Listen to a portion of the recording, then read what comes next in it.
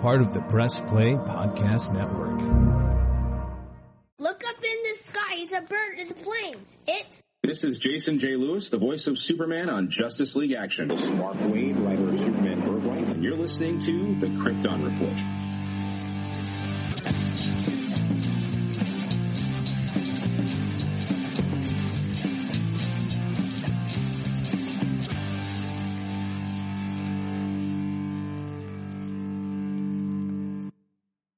To the Krypton Report, the only Superman podcast you will ever need. Not really. There's a lot of great ones. I'm your host, Tyler, the Man of Steel. Nope, that's James's line. Damn it. Hold on. Welcome to the Krypton Report podcast. I'm your host, Tyler, the Superman of Blue, the Man of Tomorrow. And with me, as always, is James. The Superman of Red. I'm like, that's Man it. of That's all you're Steel. getting this time. Right. like usually you lead me in with a whole bunch of craziness. You're like, that's it, dude? Really? Like, dang, wasn't expecting that. But hey, we got some DC stuff to talk about. Let's see. What's going on in the world of DC? Ready? Okay, so first off, quick news. Last time we talked about Stargirl. Stargirl is coming at the end of August. Literally, August 31st. Which, you know, we were both kind of like, because it said Stargirl coming soon. And we're like, okay. But, you know, we thought it was coming in the fall. And the fall for, you know, the CW is usually October. That's when they kick off stuff. But everything's been out of whack. So. Yeah, sometimes, you know, September. But October is usually where most shows start. So, yeah. The very last day of August, which is weird because it's like right there at the very end of summer. Like by the time the show comes on, like the kids will be back in school and I'll be back to that. So it is kind of like fall feeling, I guess, in a way.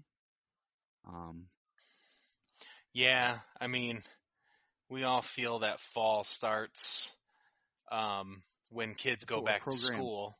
It's technically even still though summer. Yeah, even though it's still summer for another month. And then we all feel like it's summer when kids end school, but then it's not summer for another month. It's still spring for another month. It's weird, you know, because I'm like, you start to go back to school and you're like, you know what, I want to wear a hoodie and some jeans, but then you're, you know, sweating to death because it's still 90-some degrees outside. You're just like, dang it, I just want to wear a hoodie. Anyways, so we got that. I also discovered, thanks to the new comic books, that Hershey's Chocolate in DC are doing another round of wrappers with all their characters.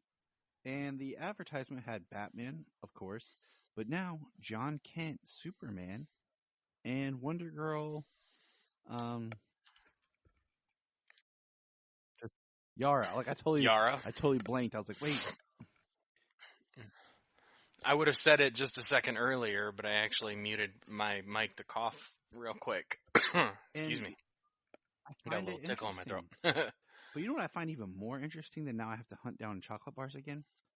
Is I got a survey thing from Warner Brothers today about like DC and Marvel. And then when at the DC it says, it gave you categories like about some of their characters and things. And it had John Kent / Superman. And then it had Clark Kent / Superman. I was like, well, that's interesting. Starting to split them up. So, right. I thought that they had two different categories. Yeah, I mean, that's kind of crazy though, you know, they all want to they all got to graduate to that Superman level, you know? There have been multiple stories where, like, and nothing that's ever stuck, it's kind of like been a what if future or something where Connor had become Superman in the future, and then now we got John Kent as Superman. The future's end where Shazam was Superman. That was a kind of cool little twist. Oh yeah, that was a cool one. But yeah, so I'm hunting chocolate. Speaking of chocolate, things you should never give your dogs is chocolate. We got a slew now of the new Super Pets posters, but this time it's all the humans. It's like a up close of the the character's face with the voice actor and a slogan. So here we go. Ready? Yeah, it's kind of like a 2/3 Yeah. shot of the face. We have, a little more than I never know half. how to pronounce this dude's name. Jermaine Clement as Aquaman says, "Bring a towel." Right. John Early as the Flash says, "Keep up." Okay. David Diggs. We had some work. He's had some work done. And that's Cyborg. He's had some work done. Deshchai Polanco, ready to glow. And that's Green Lantern. Mark Maron, smooth criminal. Lex Luthor, that one's pretty cool.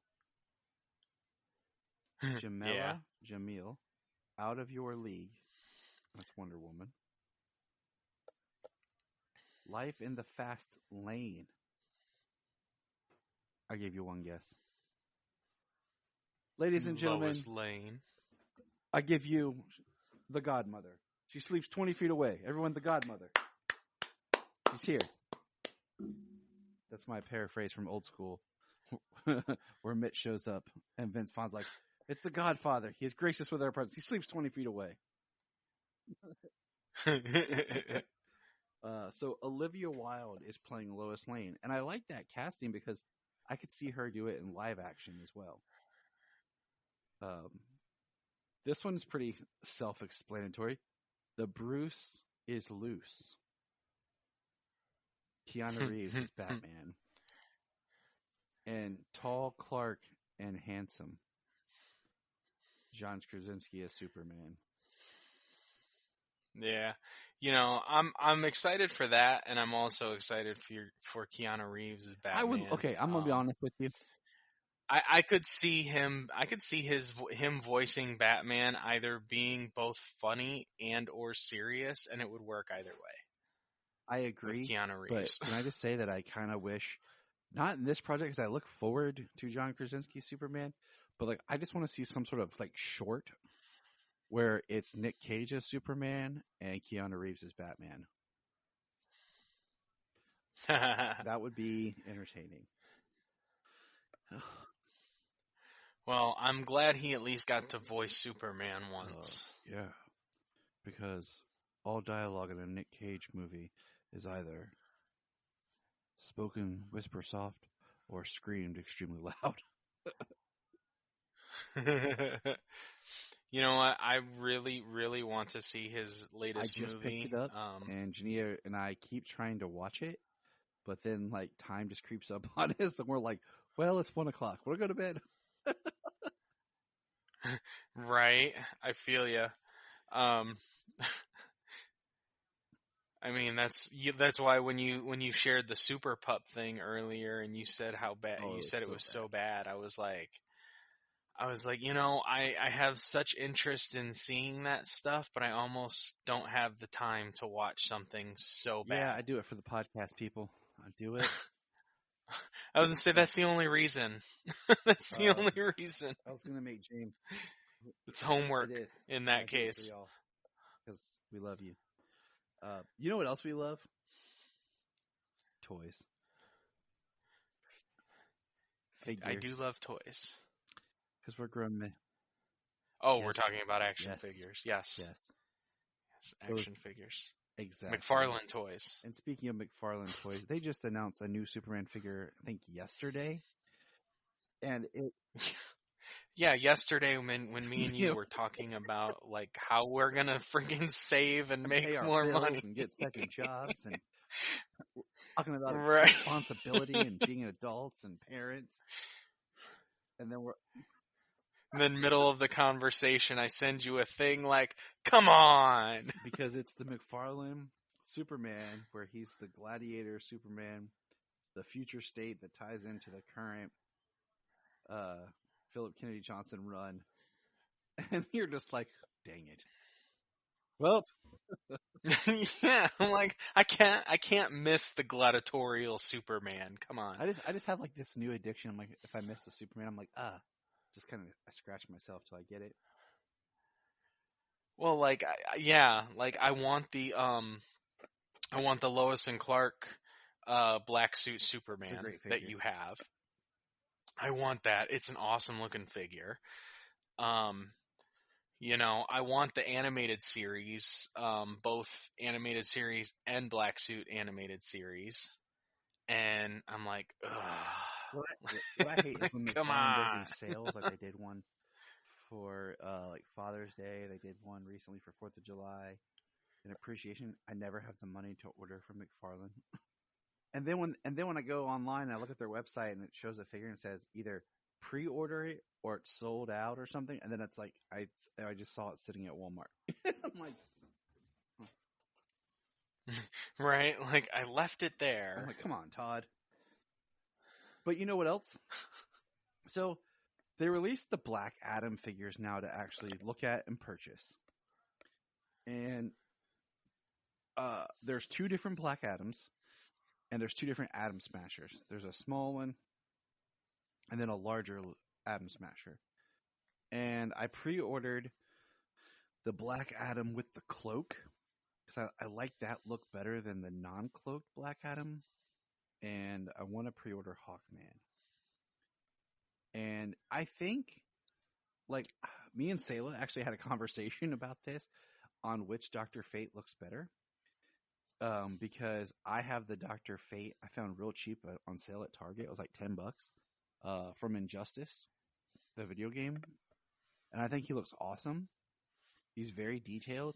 And I think the new the Dr. Fate for Black Adam just looks okay. Like, it looks good, but I like mine better. Except the one thing I noticed is Dr. Fate doesn't have eyes.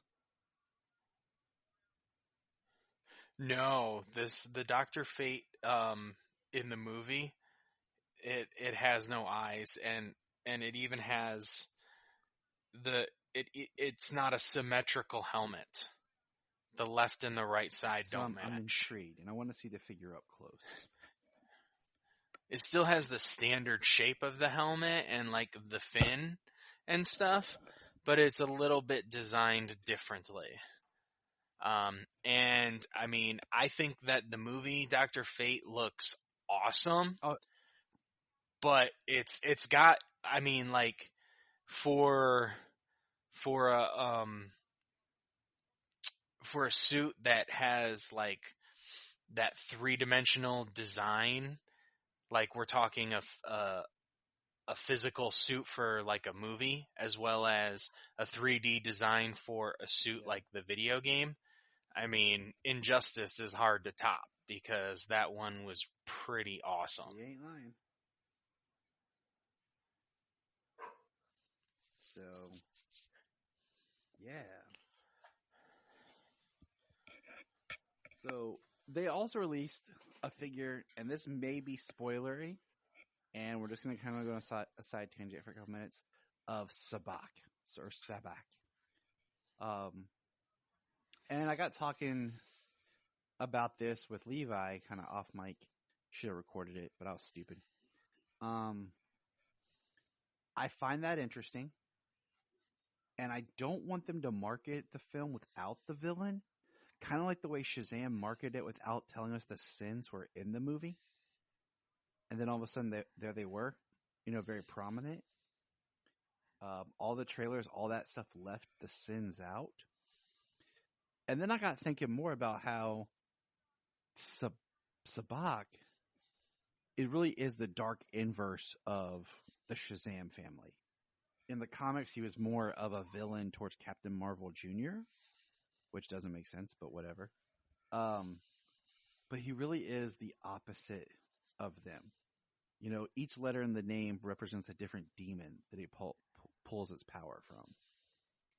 So, to me, Sabak would be kind of the big villain that would bring Shazam and Black Adam together.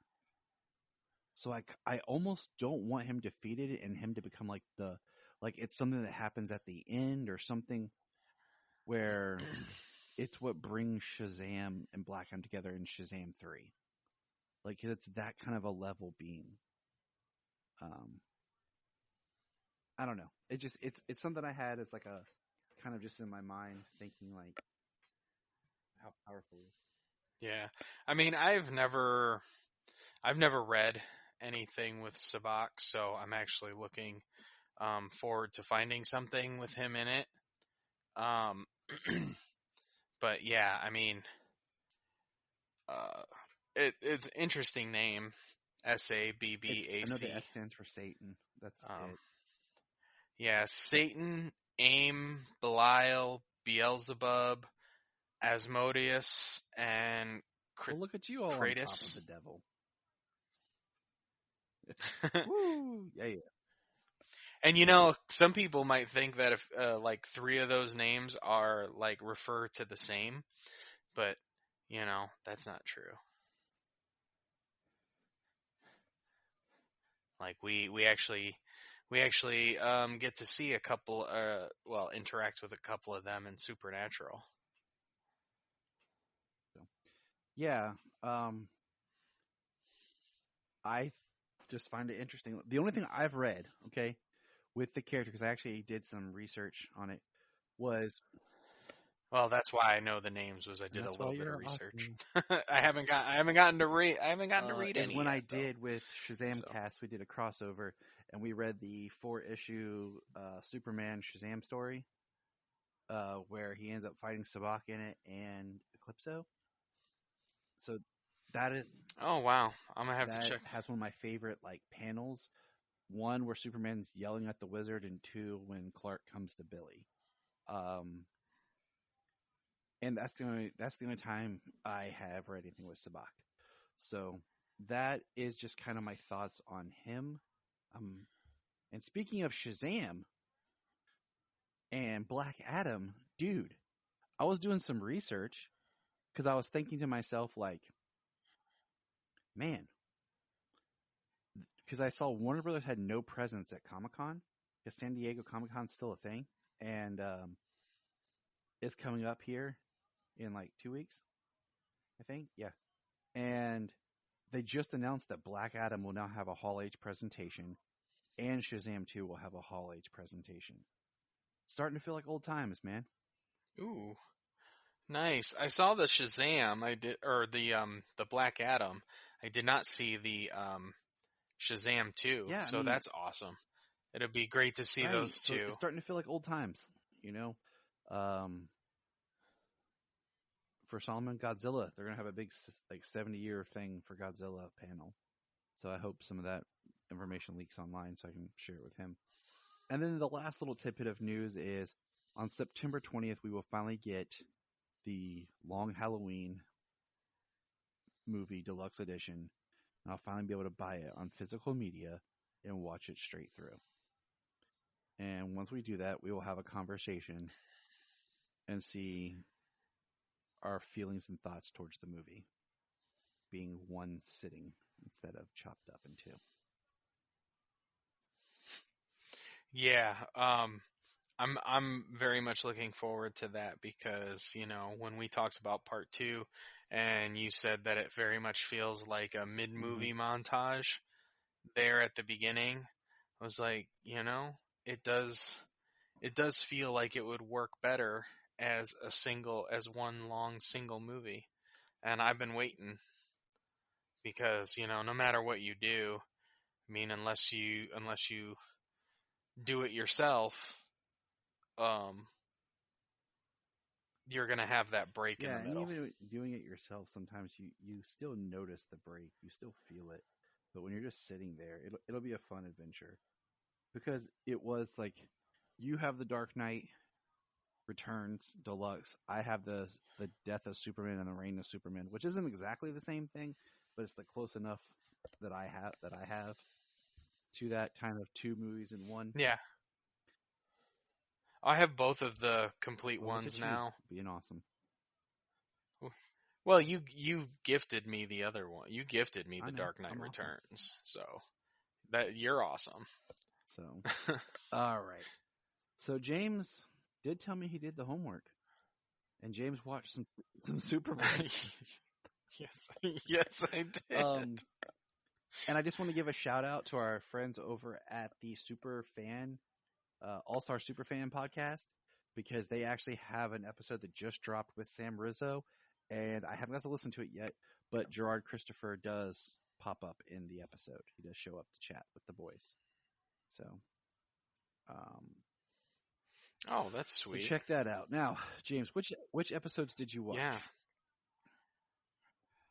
Yeah. Season 2, awesome. 1, 2, and 3. That's what I like to hear. Okay. So, and just so you know, I picked season 2. Like, we had talked about season 1 a little bit before when we watched the pilot, but I started watching season 2, and I wanted you to get into it because, 1, I just watched it, but 2, so you can experience Gerard, because you hadn't had any experience with Gerard. And so I'm going to read a synopsis, and we'll kind of just start from there. So, Superboy, season 2, episode 1, October 7th, 1989, with this ring IV kill. Lex Luthor returns, kidnaps Lana, forces him to marry him, and assumes the identity of a doctor that created a weapon that could paralyze Superboy forever. So, James, I'm going to let you go on this. Just thoughts, feelings, take it away. I mean, even though this Lex is, I don't even know, really. You open up with him saying that he had to change his appearance, he had to change his voice and all this stuff to age himself 15 years, so he would be unrecognizable to Superboy. And then he reveals himself. Like, he doesn't hide at all. He reveals himself and everything he wants to do. Like, he's very manic. It's kind of interesting. Sherman Howard, who would later go on to voice Derek Powers on Batman Beyond.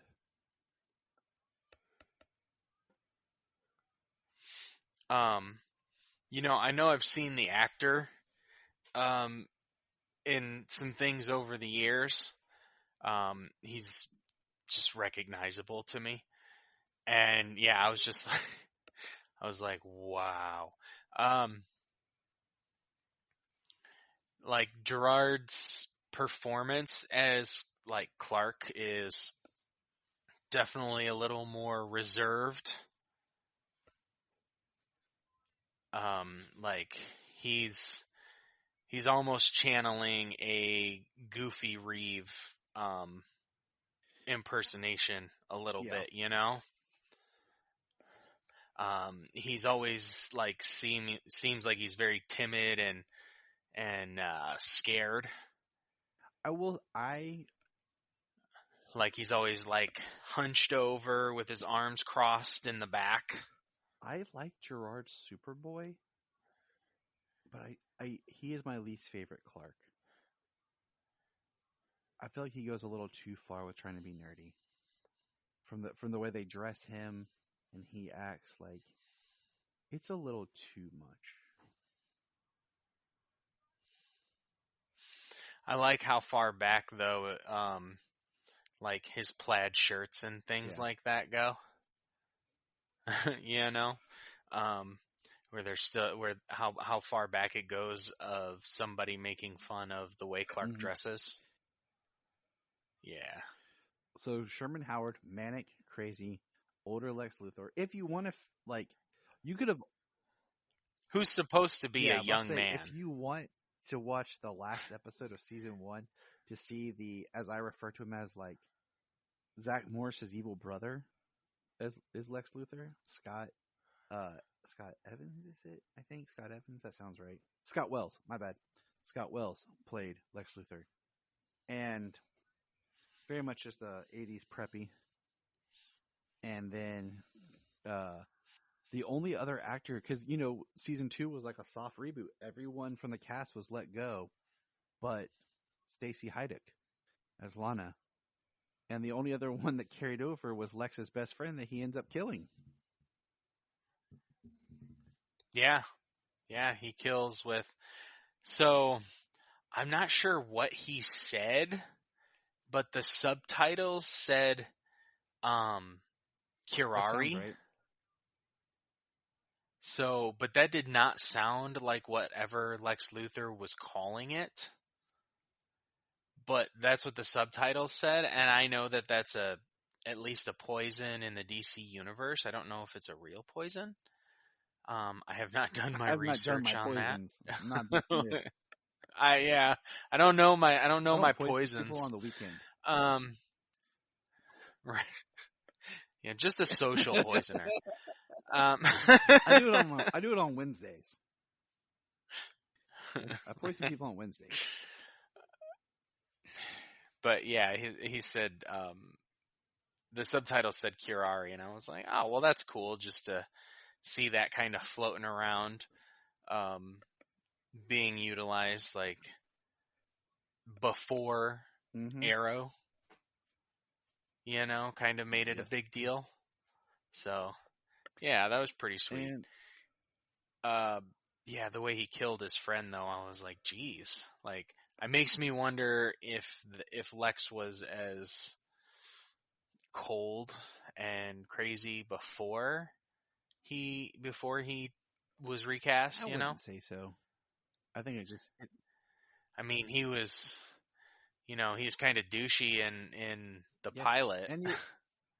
But isn't it even a different actor later on in the season than that guy? Oh, okay. Yep. So what did you think about Clark's new roommate, Andy McAllister? Well, he graduated high school, and from making his perfect woman, and now he's going to college trying to get rich quick. Yeah, without his woman. Yeah, without his woman, from Weird Science. Weird Science. Not the TV show. Yeah. The movie. With Robert Bill Downey Paxton. Jr. Robert Downey Jr., yeah. Yeah. I remember the TV series. It was like on Sci-Fi Channel or something. But it was weird. In not a good way. Anyways. Yeah, I mean, I think it's just maybe my affinity for Weird Science, but I enjoy him playing that character. Because, like, the only thing I've ever seen him in before that was Weird Science. Was at Superman Celebration last year. Was he? Oh, that would have been sweet. But that's the only thing I've seen him in, and he plays like the timid character. So to see him in this being like uninhibited is pretty fun. And like I said, I just, I like that movie. So I was kind of like, I had a nostalgic feel for him. I was like, yeah, that's sweet. I'm glad I'm getting to see him in something else. And, it being Superboy that I'm going to be watching a bit of now going forward. Now, last kind of question for this episode is, what did you think of Stacy?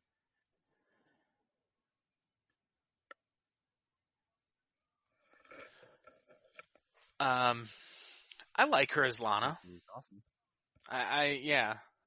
She's really, she's awesome as Lana. I know one of the episodes I watched, she's always kind of the damsel in distress, but she always tries to be helpful. She always gets captured, but then she always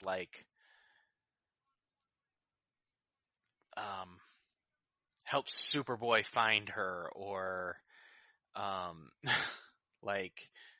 am I trying? Tries to help, just help him. Like she always gets caught, but then she's always useful. Yeah, that's true.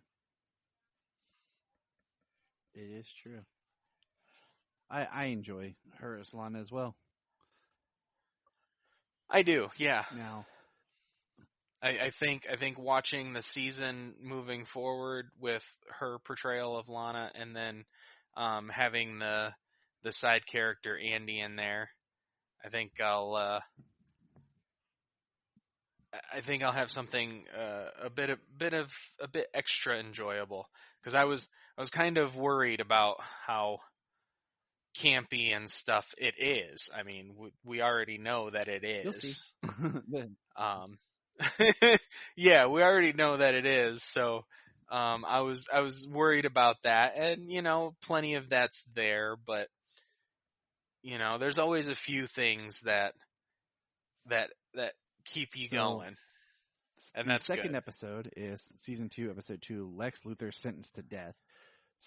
Superboy is aided by Professor Peterson, and the two believe that he will one day be able to use his legs and powers again. Lex Luthor taunts the Superboy with his new bride, Lana. So this is like a two-parter.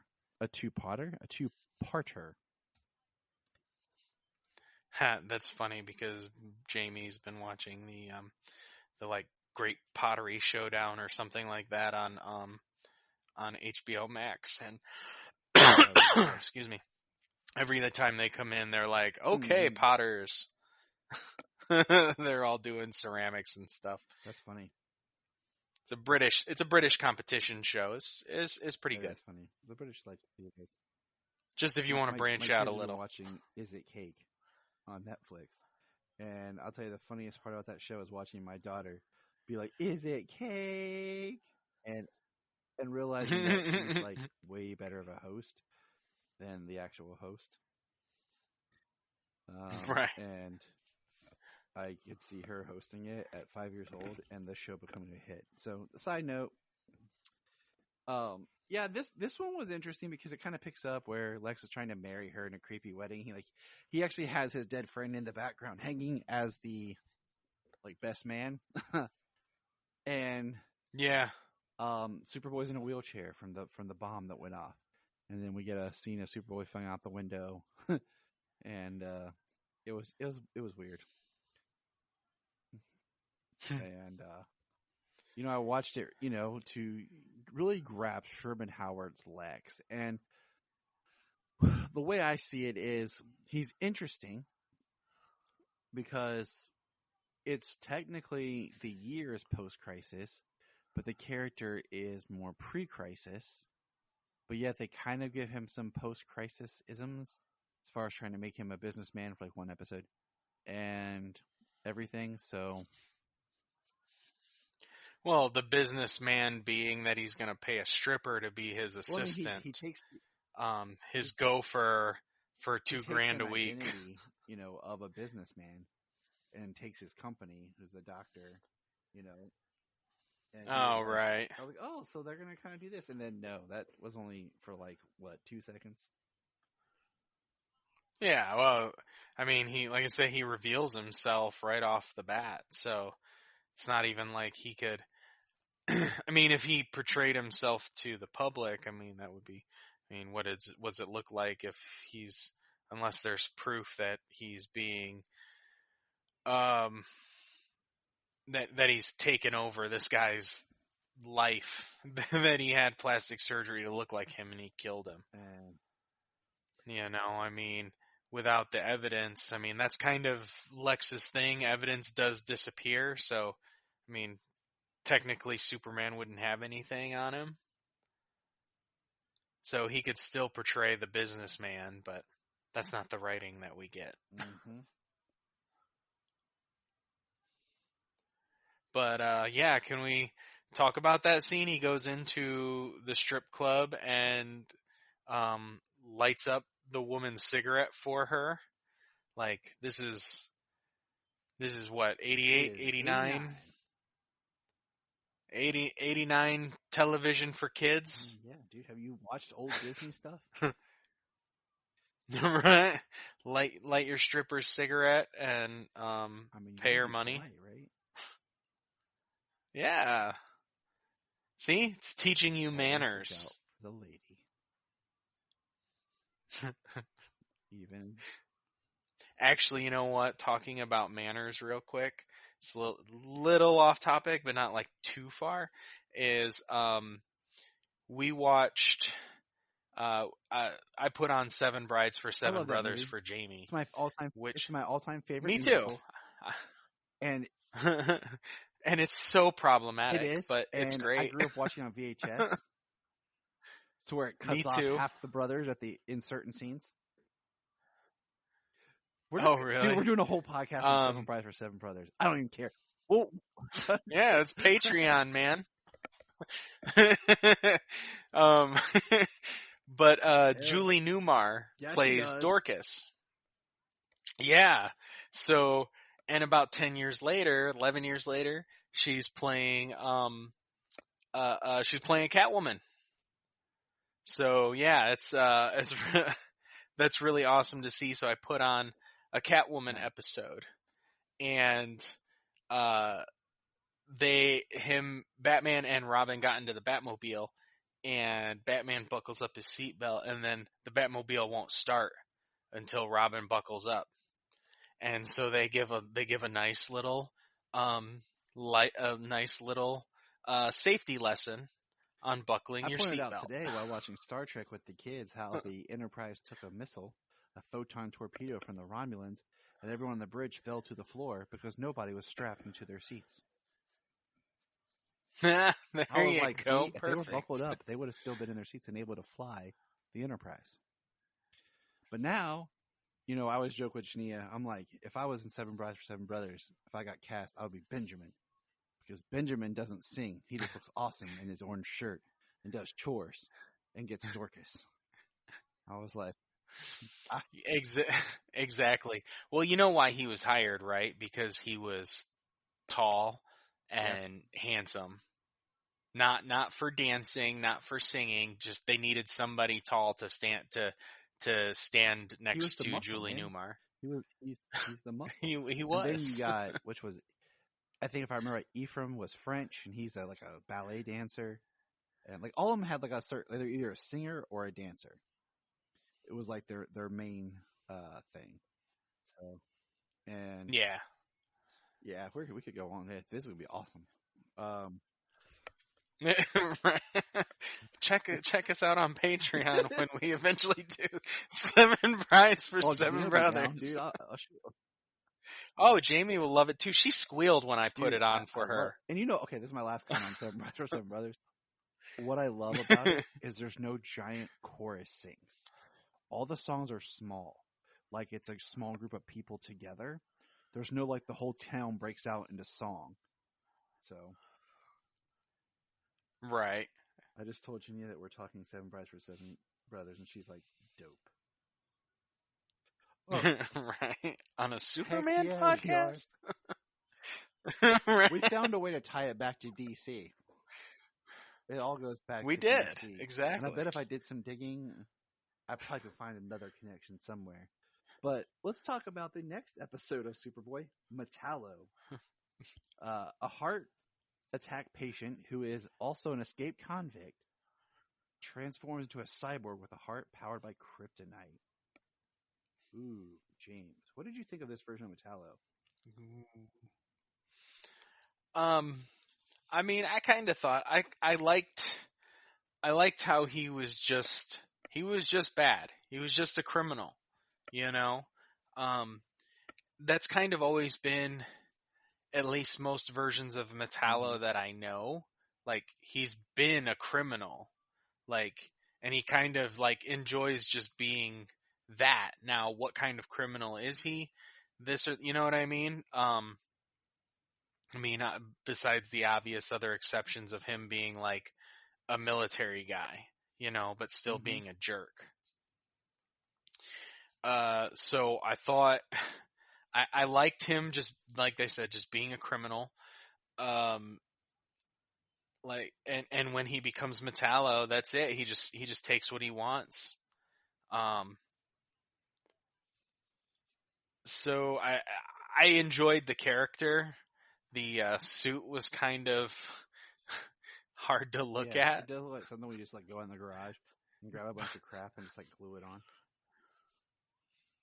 You're a robot. Yeah, it looks like they put a whole bunch of pads on and then like big old like rubber gloves like that go up to your It's elbows like and your stuff. mom made your Halloween costume look. Right. It's like you wanted to go with Metallo and your mom put So, it together, and you're like, okay, this is what I'm dealing with. yeah. I mean, I enjoyed it for what it was. Like, it was dark. You know, he's having a heart attack. He causes a robbery. He gets arrested. Then he kills the doctor and walks out in his bloody clothes. I was like, man, like that went dark real fast. Yeah.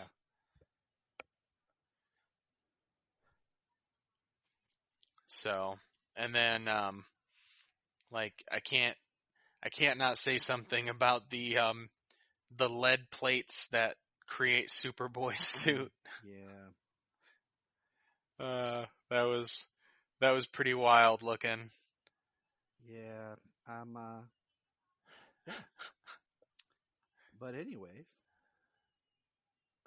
so that's kind of, I liked it because it felt, Metallo's had an interesting run in the comics, and it felt pretty true to the comics. You know, at that time where he was compared to, where a lot of things would eventually go. So I was satisfied with Metallo. It's definitely more in the vein of the campiness of the show, but it still felt good. Yeah, he's like I'm gonna take those gold and platinum bars, and then they shoot him. He's, look what you did to my suit. Yeah. Which I appreciated him having like a gangster suit, you know? I like that. All right. Well, I think that's going to wrap up our run on Superboy.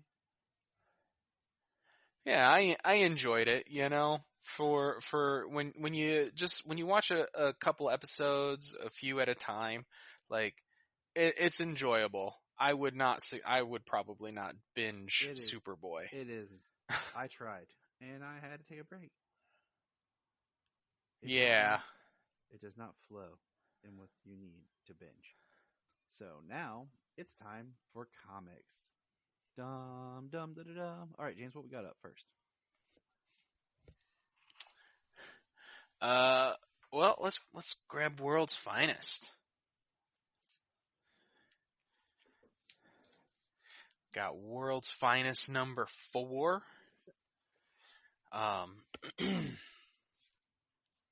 So last we left, Hal Jordan is being controlled by the devil Neza. He is using his constructs to capture and attack Superman and Batman. And Superman actually can't break the constructs because they're being reinforced by magic. Which is very cool, very interesting, you know? Like blades cut through his leg and stuff. It's a nice concept. Yeah, like we know the original, like the Starheart for like Alan Scott Green Lantern had like a magic base. But yeah, it's pretty cool to see because we've seen multiple on different occasions Superman go up against people like Hal, and although they hold their own because the Ring and the Green Lanterns are pretty doggone powerful themselves, their constructs usually don't stop Superman. They definitely slow him down. But in this case, they're actually trapping him, they're cutting him, you know. And we see the devil's got Batman with a sword to his throat. Can I just say that I also just really love how there's like a giant like page spread of World's Finest with, DC Comics Presents. I just think that's pretty awesome. Yeah, it's definitely a title page. It's really awesome. You You don't ever see that in comics. If you're lucky, it's at the beginning. Most of the time anymore, it's kind of at the end. I hate when they put it at the end. It's a pain in the butt. I hate it. I hate it. Hate it. But yeah, the Neza is telling him that he was entombed for 4,000 years. That he created a spell that would get him out using runes. Just inventing a new spell that would free him from his tomb. Then he takes control of the citizens of the city. I think they're in Metropolis. It doesn't look like Gotham City to me. I think that's where they went in the last issue. It's not Gotham City. Is it dark and dingy and you just want to cry? It's not Gotham City. It's almost.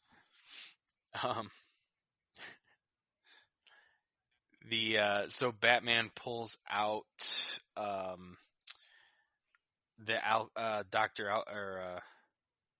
Dr. Alchemy's Philosopher's Stone.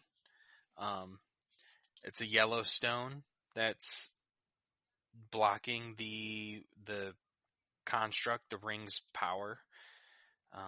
It looks like at this point that Hal is actually about to take Superman down. So being reinforced by magic.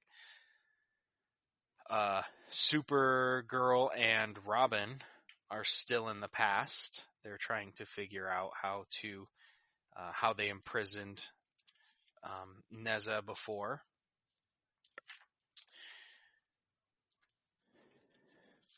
They basically find out that someone has to stay behind and sacrifice themselves to imprison. Yeah, it can only be sealed from the inside. So somebody has to sacrifice themselves, which I believe Zoran, something like that. I mean, could be anything with an Asian name like that. Well, the letters don't actually sound the same. They use different sounds for them. So the name of that just I'm just not sure if I'm pronouncing it even close to right. Well, you're doing a fine job. Fine job. I don't mean for it to sound bad or nothing. Apologize if it did. So they're heading back through time, back to the present, and a time storm, and Kara loses Robin somewhere in the time stream, which is nuts.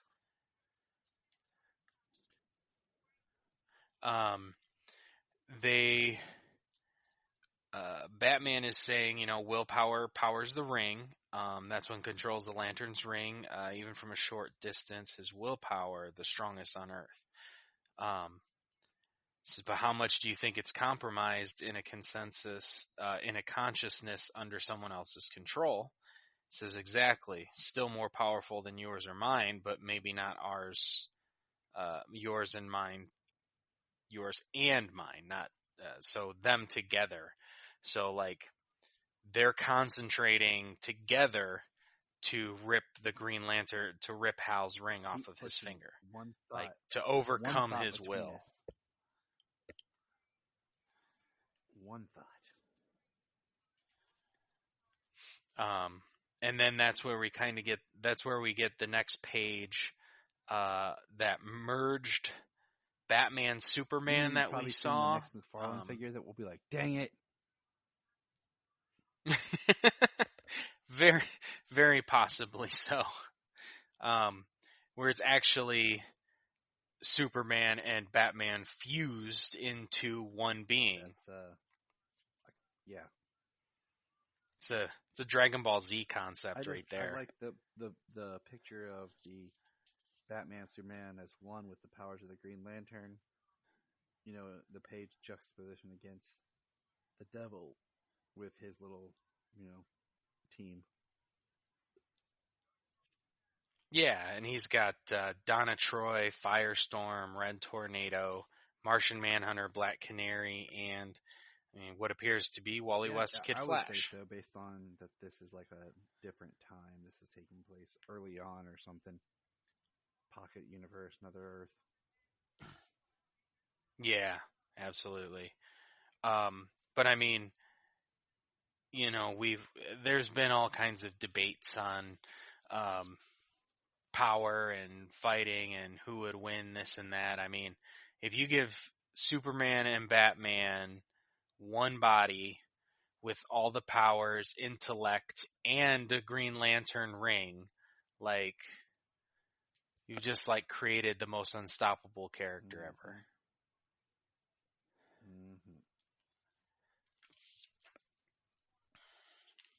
Like I said, it's like Dragon Ball Z fusion. Dragon Ball. So he can again, kick Fatowski's. And yeah, he throws batarangs made of construct energy. He uses eye vision, not heat vision, but eye vision, the screen to take out Martian Manhunter.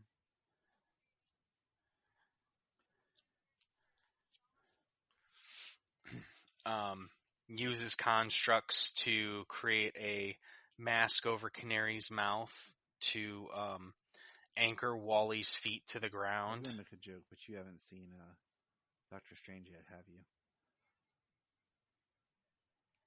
Multiverse of Madness? Yeah, no. I think I've seen the meme where Scarlet Witch goes, "What mouth?" Yep. And Black Bolt's mouth is gone or something. At least they didn't do that. Yeah. What I do Right? find fascinating is how we see Lantern Fusion power level, and it's depleting hardcore. It really is 9, 8, 6, 5, 4, 1.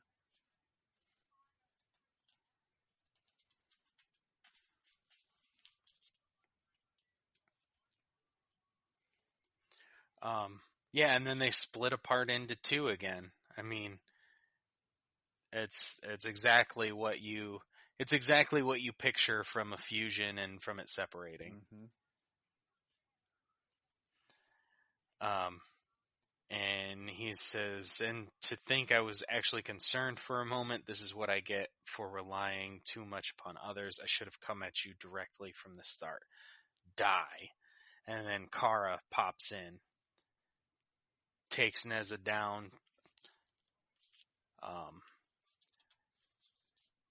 like fast and hard. She pile drivers him into a mountain of sorts. And this is where she reveals to them that that the door can be permanently shut by one of us. The tomb can be sealed, but only from the inside. Next to the sacrifice. Yeah, and do we know how many issues this run is? Well, it does not have a number like Flashpoint Beyond or Dark Knights of Steel or Batman 89 or 78 or anything. So it's not a limited run. As far as we know, yes. Be like World's Finest, and then this arc is over in an issue or two, and then it continues on. Much like how, think about they restarted Batman and Superman during the Death Metal, because the first issue of Batman and Superman was them fighting the Batman Who Laughed. Yeah, it came out of Infinite Frontier right after Death Metal. They renumbered it after Infinite. They kept the numbering. Yeah, it went back to 1, right? Or did it? Did it?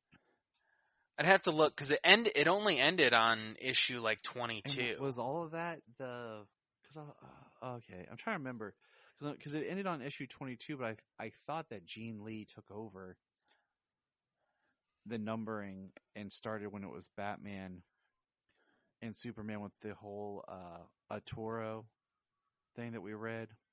I could be wrong. I think that started with number 1 again. I don't know. Maybe I should look it up. All right. I was say I'll have to go back through my box and see what the issue because I got all of those issues. I'm just like slipping. So I. But we did get that Arturo, and then we got that Solomon Grundy story. That was really good. And then there was some Mixie in there somewhere. Yeah. And then it was about done. Trying to find everything I'm finding is the I don't know. It's not a huge deal, but I thought it just continued the numbering from where it started before, but because they're known to do that. That's kind of my point is they'll do these for a while. Right. So it makes me wonder if this is just going to be a new ongoing book or if it's like Wade and team are just going to do it for a while, but it seems like Batman Superman should be like a book that goes on forever. But it doesn't. But you know what book could go on forever? Our next book. James, what is our next book?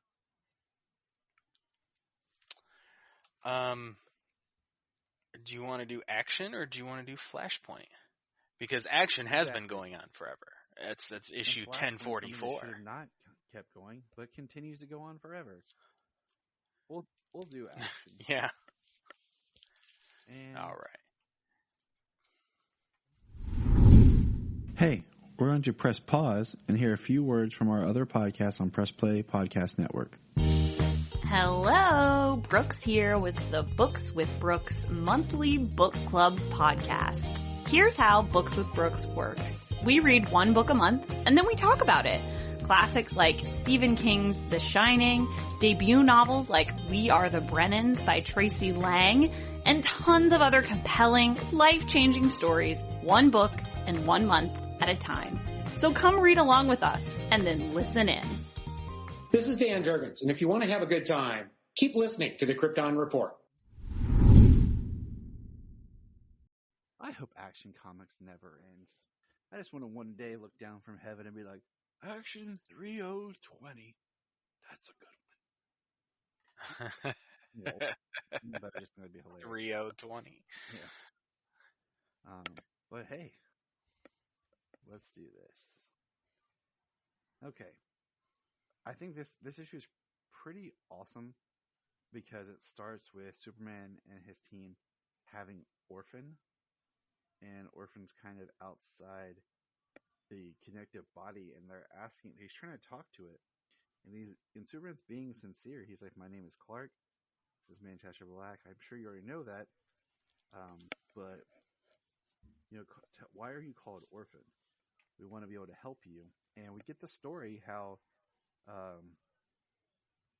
an event that happened during Justice League No Justice, and this group of people, this alien group, Valerians, if I'm pronouncing it correctly, and she's pregnant, and they're attacked by the source wall when everything goes crazy, and they're dying, and this little robot, almost like a robot pet they have, protects the baby, because it shows us when Mongol and his team come on, they find the baby, the fetus, Orphan in the tube, and the techno-familiar, an adaptive synthetic animal programmed to serve and protect its Valerian masters. It likely assimilated the mother's corpse to save the fetus, and the power released by the source wall's destruction has preserved them this way.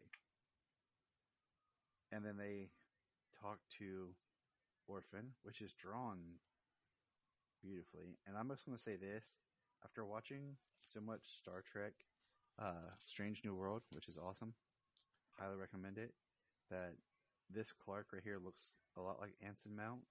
And if Anson Mount doesn't want to play Superman in something, he should definitely play Jor-El, because he's my number one pick for Jor-El. Because we need a good Jor-El. Awesome. We need a good Jor-El. We've never had a good. No, we need a great Jor-El. We've had a good Jor-El. But we need a great, definitive Jor-El. Yeah, I mean, we had a pretty awesome, badass Segel. Yeah, we did. And we had an awesome Seg. Yeah, we did.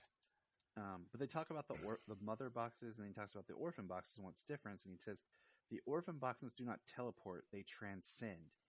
When fueled with Genesis, they can transcend life and death, space and time. The entropy that gives time, direction, and meaning. They transcend the infinite paths and find the inevitable truth at their center. Yeah, okay. Like transcend the infinite paths. That's interesting. Everybody just looks like, all right. And then right. I definitely think that's building to something bigger. I mean, Genesis has been around since the beginning of Kennedy Johnson's run. So, really, Genesis, the beginning, huh? Terminator Genesis. We don't talk about Genesis. Hey, you know what? We don't talk about Bruno. What? I would love to see what that movie in the original edit before they decide to pull we're going to make this a bigger series, and they cut out Matt Smith's part where he was supposed to be basically Skynet, and they retweaked it and was trying to alter footage so that they could do a sequel with, and I want to see that edit of Genesis. So the Terminator franchise is like the second most messed up franchise after Halloween. But anyways, back to Superman. So we see the two kids that we've kind of been following are playing with something they found, and we see Superman shows up and he says, "Those aren't finished." And he tells them it's kind of like a Kryptonian child's puzzle box. He's like, "I want it called Koltar. I wanted you to see what they were like, and I was making them." And he's like, "At home, I would have made it out of wood." They're like, "What's wood?" And he's like, "Okay." And he's telling how wood is the flesh of trees, plants that grow out of the ground and are high into the air, straight and tall. My son Jonathan is grown now, but I thought you two might like these. There you go, Bendis, robbing Superman of loving his young child. Then Midnighter shows up and it's like, "Blue, it's time to go." And they ask, can we have them, please? And he's like, "They're not finished." And the children say, "But can we?" He says, "Of course you can. Get some rest tonight. If you like, tomorrow we can finish the boxes together." And then we cut to Mongol, and they're going after to save June. And he is yelling at what's her face? I don't even know what they're called. They're like little priest-looking creature weirdo that are bowing down over top of where they're keeping June. And he talks about teacher being the only reanimator of any value. And he says, "Lord Mongol, please, we have lost both teacher and orphan. What are simple they're just alchemists to do." And then, of course, Omac's like, "You promised me Laya, the real Laya, not one of your undead freaks to wear her face." Then Mongol, like, chest blasts her. Like, he shoots energy from his chest and it's like, "I am the Mongol who is. Mongol who is bound by no word or deed. Mongol does as Mongol will." And we cut back to where they're entering the lair of Mother with Orphan to try to rescue June. And Mother's just so creepy. And just talking about the marrow from their bones. And then, and she's like, she's like creepy, scary, and she's like scary, powerful. As we learned in the last issue. And then, Midnight like this magic infant, and Orphan just like goes full Super Saiyan on him and just like blasts everything to death. And then like the Queen Alien pops up, and it's Mother, but it's just kind of funny because the way it's like transforming looks kind of like the Queen Alien. And Superman's like, I want June. These people will never your children. They're your victims. You won't have June or any of us. And then Superman with Orphan's assist, they basically kick butt because he does. Orphan's being taken, and then you hear ping, huge burst of light, and you hear Superman just yelling at her, like, take it up with the one who brought you here. And basically, she comes busting in towards Mongol, yelling false, and Mongol rips her jaw off and talks about her feeding the worms. Fetch the blood priest. Let this one be one of us. Use one last time. That is pretty intense. And then we see where they're keeping June. And we see what Mongol's real plan for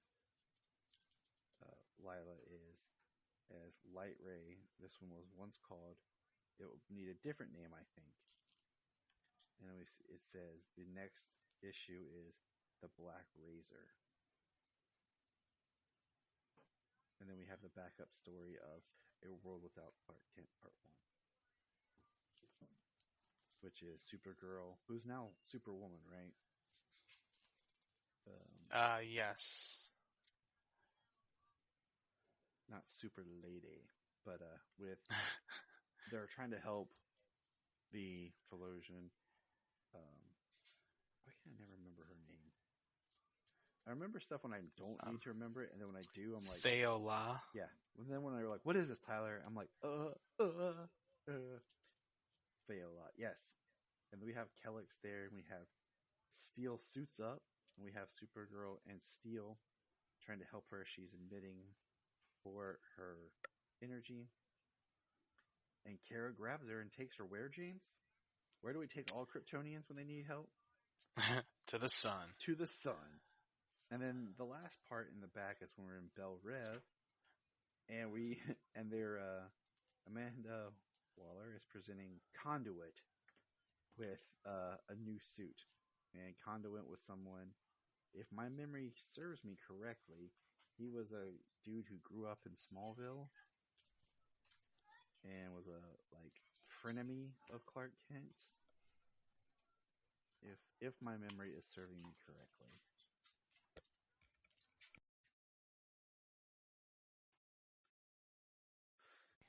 So that's action. I'm digging it, man. I honestly wish I had just the what do you call it?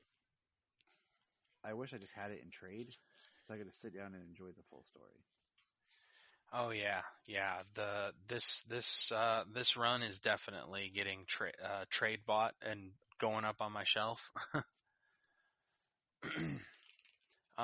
Conduit, didn't we see him recently in something? I don't know. I'm realizing I do too much. That's what I'm realizing. Okay, I'm not gonna lie here. I'm realizing that to myself, I am doing way too much, and it is getting to the point where stuff's starting to run together. Even if I take detailed notes. So I need to try to remember I'm watching shows, movies, and I need to take better care of myself. I feel ya. Joanna? What? Sorry, Sweeney Todd reference. We were talking Sweeney Todd the other day just because of Stranger Things. So. Oh yeah. Yeah, because the guy who plays Vecna played the one character in Johnny Depp's Sweeney Todd. So. Oh my goodness, he did. Mm-hmm. He did. That's great. I kept trying to tell Jania where I knew him from. I was like, yeah, he was in Twilight, but then he played Grindelwald in the background, Harry Potter 7. I was like, but there's something else. And I could not remember it. And then, like, I was like, oh, he was in Sweeney Todd. And then we just kept making Joanna jokes. So, yeah. So, all right. Last comic we have for this week, and then we'll let you good people bounce, is Flashpoint Beyond. Number 3. And I'm enjoying this book. I mean, I think in some ways, like we've talked about this, it's so weird that Flashpoint has, like, stayed around. It's like something people can't get enough of. And so I can't. I don't have all of them, but I have a few of the Flashpoint books. I've probably got 3 or 4 of the extra Flashpoint books. Maybe 3. I have some of the individual issues. I need to buy this in a trade. So this or Flashpoint? Flashpoint. Like regular Flashpoint and then like the other stuff. Because I really like the one. Well, my favorite tie-in is the Thawne story, where he like talks about how he's like in one panel's talking about having a brother, and then you see him run, and then the next it's the same panel, but his brother's been erased. It talks about how Thawne kept changing his history. Yeah. I mean, the obviously the cool thing about Flashpoint is kind of the cool thing about most Elseworld stories, where you can create a new backstory for a lot of the characters, or new outcomes for them. So in the books, in the tie-ins, you see so much of the DC universe, so many different characters in so many different, in a completely different life. Yeah. But Flashpoint Beyond, it's starts with the planet Krypton 30 years ago. And Jor-El is talking to Kal-El, my son. Krypton is dying. Even with our advanced science, we cannot stop its inevitable destruction. So we have sent you out into the void to save us all. We see the ship flying up, and then we see what appears to be multiple ships. And we turn the page, and there is multiple ships flying away. This is You Are Our Last Hope. And we get a shot of Kal-El's ship coming down into Earth, passing over Smallville. Get a little Jonathan and Martha line. Yeah, I thought that was cool. Yeah. So it says, as you travel to your new home, the knowledge contained in these crystals will guide you on your journey. The yellow sun of the planet we have sent you to will give you great powers. They will make you far stronger than the humans who currently dwell there. Looks like Cat Grant's out on the street. Which is weird, because that would make Cat Grant how old? Well, if she's out on the street here now, I mean, she's at least, 20 upper teens, 18, 19, 20. So she's like 50 years old. Yeah. But probably not, because she died along with 35,000 other people. Right. When the meteor shower that masked the ship's insertion to Earth. Sound familiar? Mm-hmm. Yeah. Then we get Dexter Dent and Oswald. Oswald's teaching him to pick a padlock, which is pretty cool. I mean, that'd be a useful skill, right? And then we get what appears to be Thawne, saying, I need Thomas Wayne. He's coming for me again. Hyper time. What was that, Mr. Cobblepot? I got no idea, kid, but I need a drink. You want one? Yeah, that's pretty messed up and hilarious at the same time. Yeah. That's all I'm going to say is like, that was hilariously awesome. Right. Then we pick up with Superman in the alley with Thomas where we left off. Boomerang shoots him, and Bulletproof, he says, leave or burn. I like how Superman here is like, get out of here. Yeah, get out of here. I like like even if he wasn't going to, you believe him that he will burn him if he doesn't leave. I still love the just black costume with the red cape and just an actual just red S. And I love Thomas Wayne punches him in the face. Yeah. Well, he's talking. He's got a broken rib or two, and then he punches him, and he fractures his wrist. He says at the very least. And then he says, "Come." Superman says, "Come with me," and he says, "There's nothing you can do or say to make me go with you, Space Boy. Understand?" And as he's saying nothing, he gets smacked unconscious. I mean, that's how Superman has to do it. Yeah. And then we get Gilda, who they're like, I guess losing her daughter and her husband got the best of poor Mrs. Dent.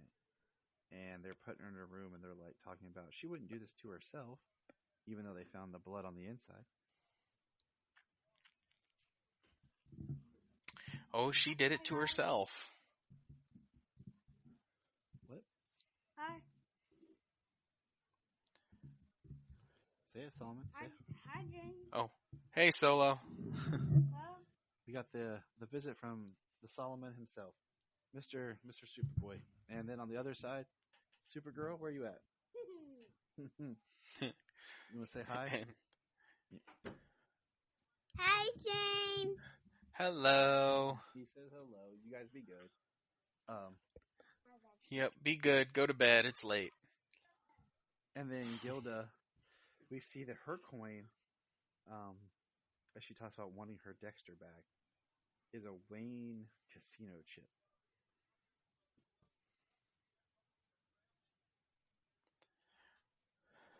Yes, sir. And then there's somebody with her, somebody talking to her. And don't know if it's crazy or not. I just think but there's a shadow, so I don't think so. Yeah, that's why, she's becoming Two-Face, but at the same time, I'm like, Shadow. Is it just going to be Thawne? Can we please, get over Thawne? But whatever. Is Thawne keeping the Flashpoint alive? I can't even keep track, After Convergence, where it was kind of brought back, and then this happened. It's like, man, come on. But Thomas Wayne wakes up, and he's hanging out with Poison Ivy. She's got him. Who says that he killed her, but that she is now one of the Parliament of Trees. Which I think this whole part's awesome. The Oasis, and how it looks like the Fortress of Solitude, but it's made out of plant. Yeah, I thought that was pretty dope looking. And she talks about the sanctuary and what they're doing to protect. And it was Jason Woodrow who built it. And we see Swamp Thing, who is Jason Woodrow. And he's kind of at the heart of everything. And, Superman's like, you need to see this. And he takes, like the fortress, he takes the crystal, but it looks like, and a vine wraps around it and activates it. And then Jor-El appears made out of plant, like a Swamp Thing Jor-El. Yeah, that was pretty cool too. And basically, he goes on to talk about, and we find out that basically, Kal-El was sent here to be kind of what they always fear he would be. Yeah, this is your mission upon adulthood is to use your powers to disarm the humans in advance of our arrival, and then we will conquer them as father and son together. All right, Darth Vader trying to tempt Luke Skywalker. Right? He sounds like they make Kryptonians kind of sound like what were I can't remember the name of the alien race from Invincible. Oh, Viltrumite? Viltrumite, something like, yeah. Yeah, that's exactly. And they have 5 days. And he's like, my father doesn't understand people here can be good, and I want your help. Batman wants nothing of this. Good luck. I'll find my way out. Thomas Wayne's a douche. And then, what I find interesting is we have a detective, and it's... like I said, looks like Sophia Falcone. Yep, it is. You can't mistake that. Yeah, he does call her Sophia. Uh-huh. And I was trying to remember if she's by Falcone, or it doesn't give her last name. And then the last... No, but she's drawn like Tim Sale drew her. Oh, yeah, you know who it is. Straight Yeah. up. And she says, Iris West found her, incision from neck to navel, body full of clock parts. And we turn the page, and it's reverse flash, and it says tick. And then we got 2 people in hyper time talking about a paradox was just reset, and one of them is talking about the Omniverse and needing Rip Hunter, and one of them's like his niece, I think it is. No. And it says Hypertime has enough problems with Thomas Wayne still around, and the last page is like clips of all these other major events in DC, like Crises. We have Action Comics, Flashpoint or Flash Rebirth, Death of Superman, Justice Society. I'm guessing that's Superboy Prime. When Wally came back in Rebirth, the regular Flashpoint, Dr. Manhattan. It says There's Hypertime. Mime and Marionette. Yep. And so yeah. And Like, says, yeah, they got the Death of Superman up there. And it says next, Dexter Dent, Robin, the Boy Terror. Yeah. So these 2 kids on the previous page, they are dressed like dude that Batman has. That we were wondering who Davy Crockett was. I say Davy Crockett. And I wonder if that isn't Rip, because he's dressed like them and everything. If that's sense. Rip Hunter. Like something happened to Rip. And I don't know who Corky is. Nope. It took me a minute to realize they were saying Rip. I read it as rest R.I.P. I was like, well, that's weird. And I was like, oh, yeah. It's Rip. My bad. Yeah. But the thing I'm still curious about here is Jeff Johns used Dr. Manhattan in his last event of Doomsday Clock. Mm-hmm. Thank God this is coming out with more regularity. But John's writing it. Right, exactly. It's got a whole crew of people on it. But is this just a red herring, the body of Thawne being stuffed full of clock parts? Because he was a watchmaker, or his father was a watchmaker by trade, and he learned how to do that. I was thinking it's the Clock King. And I thought the Clock King also. Or some new guy like Mr. Clockface or TikTok. That'd be hilarious. Make a villain called TikTok. They're like, it's TikTok. That would be pretty cool. But yeah, I'm just like curious to see. Or is it like him kind of retconning and fixing where he felt like he didn't get to do what he wanted to do with Doomsday? I don't know. So we will see. Yeah, I don't know. So I'm curious as to where it's going. Like, why would he be using the same?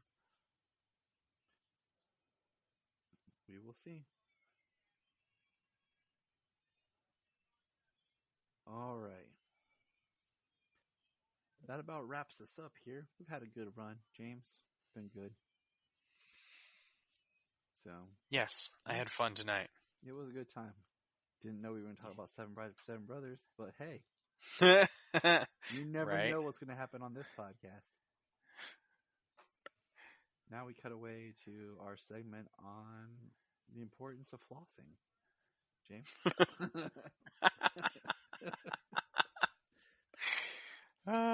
Dental hygiene is important. And then we'll cut to Ollie for the weather. Ollie, it's going to rain. Thanks, Ollie. That gets me every time. Dude, I laugh. I think about that all the time in my head. I'll say, and Jania, it's going to rain. Or just yell something and cut back like, thanks, Jania. Okay. The funniest thing about like Jania loves watching Family Guy. The funniest thing is we will watch Family Guy and we'll both pick up different stuff and then we'll reference it or quote it later, and the other person doesn't know what we're quoting. And I'm like, Family Guy, and she'll go, oh, and then she'll do it. She'll like Family Guy, and I'm like, man, we just do not pay attention to the same stuff, do we? Right. Well, there's so much going on in Family Guy. Like, Yeah. what is one person focusing on Exactly. as opposed to another? But that's enough from us tonight. We need to let the people go. Good night, everybody. That's what Yakko Warner says. And remember,